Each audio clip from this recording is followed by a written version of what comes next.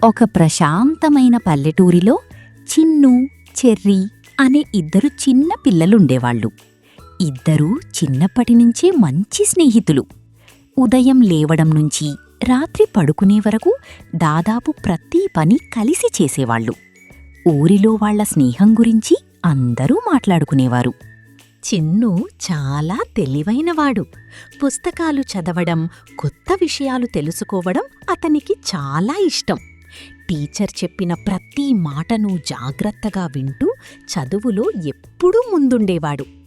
Cherry మాత్రం చాలా చలాకీగా, ధైర్యంగా ఉండేవాడు. ఎవరికైనా కష్టమొస్తే ముందుగా వెళ్ళి సహాయం చెయ్యాలని భావించేవాడు. అతని నవ్వు చూస్తే అందరికీ ఆనందం కలిగేది. ప్రతిరోజూ ఇద్దరూ తెల్లవారగానే లేచి తమ ఇళ్ల ముందు ఊడ్చి శుభ్రం చేసేవాళ్లు. మన ఊరు శుభ్రంగా ఉంటే మన ఆరోగ్యం కూడా బావుంటుంది అని వాళ్లు నమ్మేవారు. స్కూల్కి వెళ్లే ముందు పక్షులకు గింజలు వెయ్యడం, దాహంగా ఉన్న జంతువులకు నీళ్లు పెట్టడం వాళ్ల అలవాటు. స్కూల్లో కూడా వాళ్ళిద్దరూ అందరికీ ఆదర్శం. చదువులో బలహీనంగా ఉన్న పిల్లలకు చిన్ను ఓపికగా చెప్పి అర్థం చేసేవాడు. చెర్రీ వాళ్లతో కలిసి ఆడించి, నవ్విస్తూ ధైర్యం చెప్పేవాడు.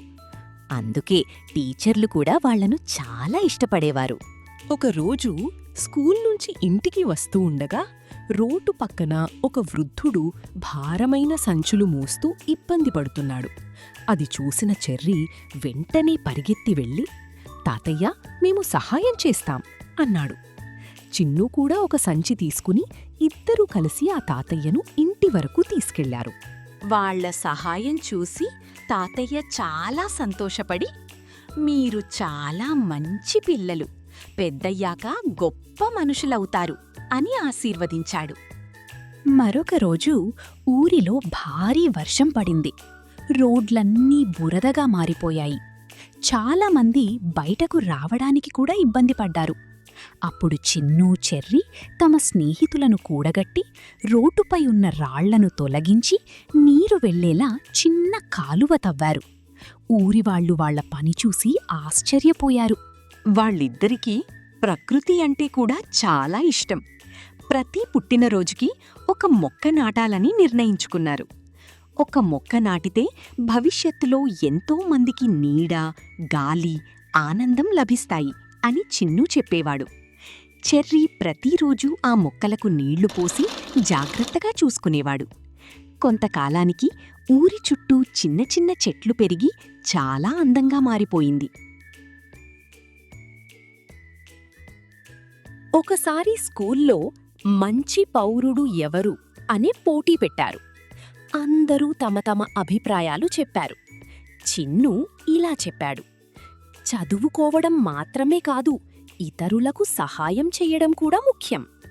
చెర్రీ ఇలా చెప్పాడు: మన దగ్గర ఉన్న చిన్న సహాయం కూడా ఎవరికో పెద్ద ఆనందమవుతుంది. వాళ్ల మాటలు విన్న టీచర్లు, విద్యార్థులు చప్పట్లు కొట్టారు.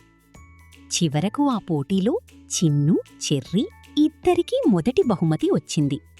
రోజులు గడిచే కొద్దీ వాళ్ల మంచితనం ఊరిలో అందరికీ ఆదర్శంగా మారింది.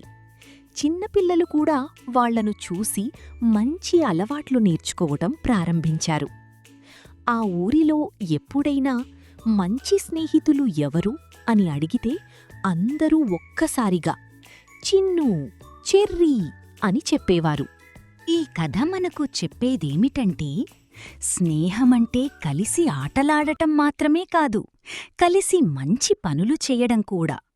చిన్న సహాయం, మంచి మాట, మంచి మనసు ప్రపంచాన్ని ఇంకా అందంగా మారుస్తాయి. Please subscribe our channel mom and Sherry.